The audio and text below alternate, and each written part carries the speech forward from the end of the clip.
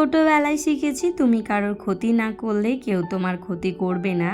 বাস্তবে যা শিখছি তুমি যার ভালো চাইবে সেই সবার আগে তোমার ক্ষতি করবে। Hello viewers, good morning. সকলে কেমন আছো? আশা করি যে যেখানে আছো ঠাকুরের কৃপায় অনেক সুস্থ আছো এবং অনেক ভালো আছো। আমরা অনেক সুস্থ আছি এবং অনেক ভালো আছি। প্রথমেই যেটা করব, আমার পরিচয়টা তোমাদের সঙ্গে দিয়ে দিই।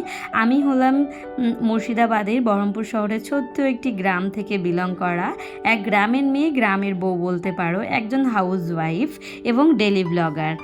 আমি মিঠু, আমার চ্যানেলের নাম মিঠুস ফ্যামিলি। তোমাদেরকে আমার চ্যানেলে সকলকে জানাই অনেক অনেক স্বাগতম এবং অনেক অনেক ওয়েলকাম এবং অনেক অনেক ভালোবাসা জানিয়ে আজকের ভিডিওটা স্টার্ট করে ফেলেছি। ঘুম থেকে উঠেছি প্রায় 4টের সময়।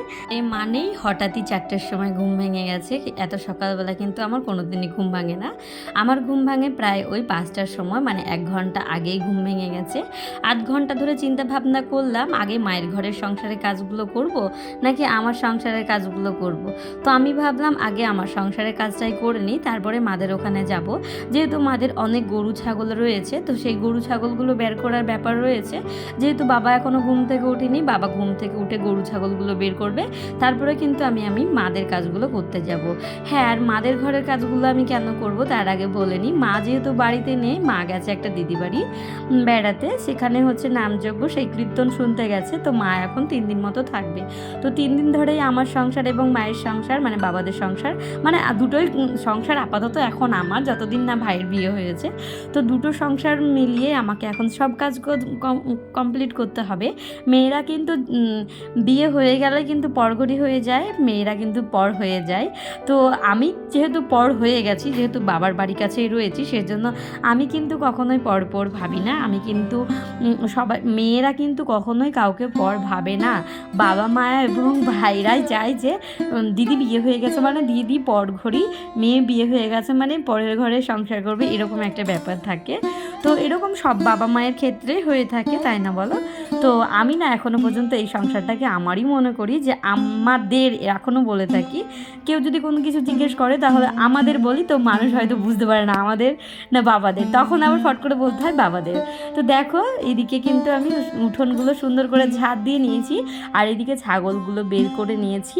তারপরে কি হয়েছে জানো তো, পাশের বাড়ি বিয়ে হয়েছে, তোমাদের সঙ্গে ব্লগে শেয়ার করেছিলাম। ওনাদের বিয়ে বাড়ির অনেক ভাত তরকারি বেঁচেছিল, সেইগুলো গর্তের মধ্যে ফেলেছে। আর ছাগলগুলো ছাড়া হয়েছে গন্ধেতে না কিসের জন্য ওই গর্তের মধ্যে গিয়ে দেখছি ভাতগুলো খেতে লেগেছে। তো মা আমাকে বারবার করে বলে গেছিলো যে বিয়ে বাড়ির খাবার দাবার ফেললে কিন্তু ছাগলকে কখনোই দিবি না, তার কারণ পেট খারাপ হয়ে যাবে, ছাগল মরে যেতে পারে। তো সেই জন্য আমি বাবাকে বললাম, বাবা এত রিস্ক নিয়ে লাভ নেই, ছাগলগুলো আগে ঘরে গোয়ালে ভরে দিই। তো এইদিকে সবাই মিলে ছাগলগুলোকে একদম চ্যাংদোলা করে ধরে গোয়াল ঘরের মধ্যে ঢুকিয়ে দিয়েছি। আর এত সকালবেলায় যেহেতু ছাগলগুলো ঘরের মধ্যে বন্দি থাকার অভ্যেস নেই, সকালবেলায় একটু ছাড়া এবং খোলামেলায় থাকে, তো সেই জন্য একটু ঘরে ঢুকাতে খুব অসুবিধা হচ্ছিল এবং সবাই মিলে একেবারে ঘিরে ঘুরে গোয়ালের মধ্যে ঢুকিয়ে দিয়েছি। সারাদিনের জন্য নির্জালা হয়ে গেলাম, আর চিন্তিত থাকতে হবে না যে কখন চলে যাবে ছাগলগুলো, কখন চলে যাবে। আর বাবাদের ঘরটা না একেবারে ঘেরাঘুরি নেই, যেহেতু সবসময় দেখে রাখা যাবে না মানে ছাগলগুলোকে, তো সেই জন্য ঘরের মধ্যে ভরে দিয়েছি। এইদিকে উঠোনটা ঝাড় দেওয়ার পরে মাদের উঠোনটা লেপে নিয়ে আমাদেরও ঘরের সামনে একটু মানে লেপে নিলাম। মাদের ঘর আমাদের ঘর একেবারে লাগোয়া, দেখতেই পাচ্ছ, একই ঢিপাতেই, মানে আমাদের দুটো বাড়ি, মানে বাবার বাড়ি আর আমার বাড়ি একেবারে পাশাপাশি। তোমরা যারা জানো না কেন বাবা বাড়ি পাশাপাশি থাকি, তারা হয়তো বলবে যে এত কাছাকাছি কেন বাবা বাড়ি আর তোমার বাড়ি। তো বিয়েতে যৌতুক হিসেবে বাবা আমাকে এই জায়গাটা দিয়েছে, যেহেতু তোমাদের দাদা ভাইয়ের জায়গাটা একেবারে কম, জায়গা নেই বললেই চলে, অল্প একটু জায়গা। তো সেখানে আরও একটা আমার দেওর রয়েছে, তো সেই জন্য যৌতুক হিসেবে আমি টাকা পয়সা কোনো কিছু নিয়েছিলাম না, আমি এই জায়গাটা নিয়েছিলাম। সেই জন্য বাবা বাড়ির ঘরের পাশে একবারে ঘর করে আমি আছি। এদিকে সংসারের যাবতীয় কাজমাজ সেরে আমি কিন্তু গা ধুয়ে চলে এসেছি রান্নাঘরে। আর তোমাদের দাদাভাই যেহেতু আজকে ডিউটি রয়েছে, ওর তো একেবারে 9টা আর 9:30 বাজবে, আর এবারে ভাত খাওয়া দাওয়া কমপ্লিট হয়ে যাবে। তো সকালবেলায় কি রান্না করব, ঘরের মধ্যে কোনো সবজিও নেই, আমি ভাবছি কি করব। তো তোমাদের দাদাভাই বললো যা আছে সেটাই করো, আমি এই মুহূর্তে বাজার যেতে পারছি না, তার কারণ এত বেলা হয়েছে, আবার এখন যদি বাজার করতে যাই তাহলে কিন্তু তোমার রান্না করতে দেরি হয়ে যাবে। আমি বললাম সেটাও তো বলার কথা। এইদিকে ডালের মধ্যে 2টো আলু দিয়ে দিয়েছি, আর প্রেশার কুকারে ডাল দিয়ে প্রেশার কুকারে সিটিটা মারতে দিয়েছি। আর এদিকে আমি খুব তাড়াহুড়োর মধ্যেই আছি, ঘড়ি কাটায় 8:30 বেজে গেছে। আমি ভাবছি কি করে রান্নাবান্না করব। তো সেই জন্য ভাবলাম যে না, উনুনটা যখন খালি আছে উনুনের মধ্যে ভাতটা বসিয়ে দিই। এদিকে হাঁড়িটায় আমি সুন্দর করে মাটি লেপ দিয়ে আমি উনুনের মধ্যে ভাতটা বসিয়ে দিচ্ছি। তার কারণ তোমাদের দাদাভাই ডিউটি যাবে, তাড়াতাড়ি ভাত তরকারি যদি না হয় তাহলে কিন্তু একটা মানুষ সারাদিনের জন্য বেরিয়ে যাবে, যদি খেয়ে যেতে না পারে তাহলে নিজেরও একটা খারাপ লাগবে। তো যেহেতু আমার এত বেলা কোনো দিন হয় না কাজ করতে এবং রান্না করতে, তার কারণ এই যে বললাম দুটো সংসারের কাজ সামলাতে গিয়ে অনেকটাই দেরি হয়ে গেছে আমার। সেই জন্য এই যে তাড়াহুড়ো করে কিন্তু আমি উনুনটা জ্বেলে নিচ্ছি। এখন উনুনটা জ্বেলে নিয়ে তারপরে ভাতটা কিন্তু আমি উনুনের মধ্যে বসিয়ে দেবো।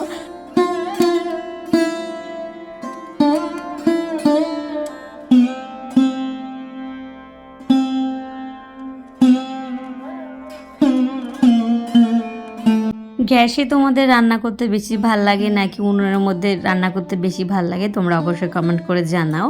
তোমরা দেখবে গ্যাসের থেকে উনুনে রান্না করার স্বাদ কিন্তু বেশি।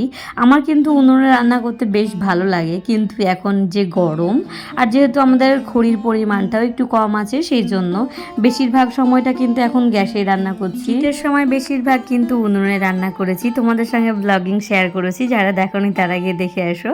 আর কি বলতো, শীতের সময় না উনুনে রান্না করলে কি বলতো দুটো কাজ একসঙ্গে হয়, তার কারণ রান্নাটাও হয়ে যায় এবং হাত পাগুলো গরম করা হয় এবং শরীরেও গরম ধরে।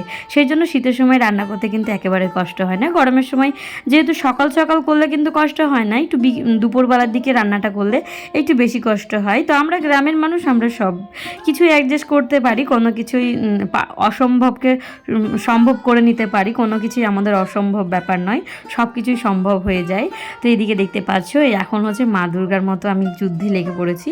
উনুনে দিয়ে দিয়েছি জল গরম, আর ওইদিকে গ্যাসে আমি গেছিলাম ডালটা সিটি মেরেছি কিনা তার জন্য দেখতে, এবং ঘর থেকে চাল নিয়ে চলে এসেছি। এখন হচ্ছে চালটা ধুয়ে নেব। ভিডিও শুরুতে তোমাদের সঙ্গে একটা কথাই শেয়ার করেছিলাম যে ছোটোবেলা থেকে শিখেছি তুমি কারোর ক্ষতি না করলে কেউ তোমার ক্ষতি করবে না। বাস্তবে যা শিখছি, তুমি যার ভালো চাইবে সেই সবার আগে তোমার ক্ষতি করবে। হ্যাঁ বন্ধুরা, এটা একেবারে সত্য কথা। জীবনে ছোটোবেলা থেকে সত্যি কথা বলতে বাবা মা আমাদের শিখিয়েছিল, মা তুমি কোনো দিন কারো চুরি করবে না, কারো ক্ষতি করবে না, তাহলে ভগবান কিন্তু তোমাকে উপর থেকে পাপ দেবে।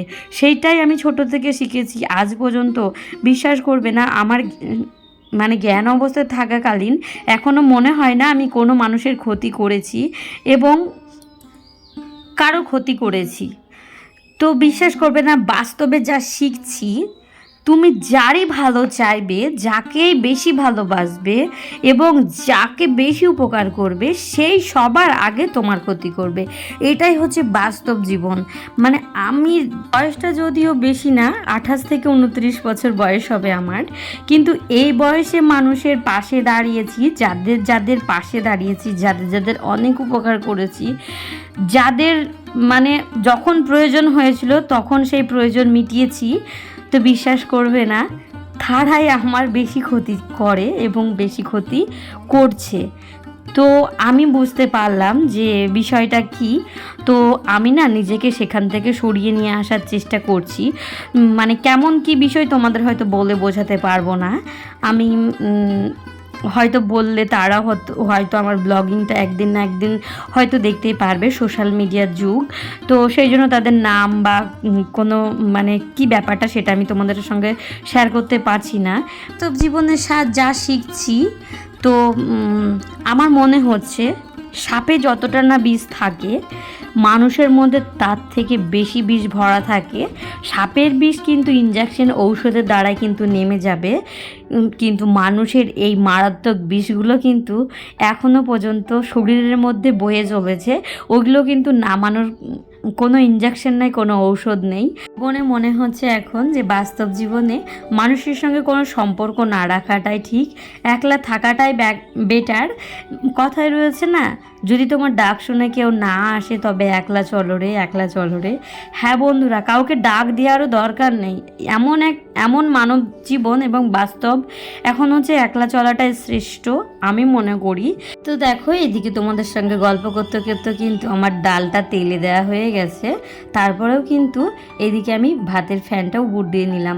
এদিকে মানে রান্না করতে করতে ডালটা করতে করতে আমার ভাতটা এদিকে কমপ্লিট হয়ে গেছে। তো চলো আবার হচ্ছে গ্যাসে গিয়ে তরকারিগুলো করে নিই। এই যে তোমাদের দাদাভাই খেয়ে যাবে, টাইম হয়ে গেছে তো, জানো তো। আমি ভাবলাম কি করব, তো ডাল করেছি আর আলু সেদ্ধ কীভাবে খেয়ে যাবে ছেলে মানুষ। এইদিকে একটা পেঁপে পেরেছি, পেঁপেটা জানো তো একেবারে পেকে লাল লাল হয়ে গেছে। তো ওই লাল পেঁপের ভাজাকে কি বলে জানো তো, আমাদের এখানে চকলেট ভাজা বলে ওটাকে।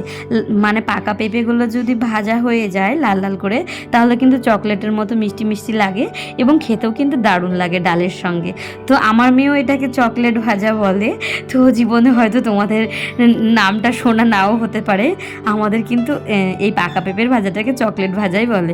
দেখতেই পাচ্ছ একেবারে চকলেটের মতো লম্বা লম্বা করে কেটে নিয়েছি আর একবারে লাল লাল করে ভেজে নিয়েছি, পুরো একদম চকলেটের মতো লাগছে। এদিকে পেঁপে ভাজাটা আমার কমপ্লিট হয়ে গেছে, এখন পেঁপে ভাজাটা আমি নামিয়ে নেব।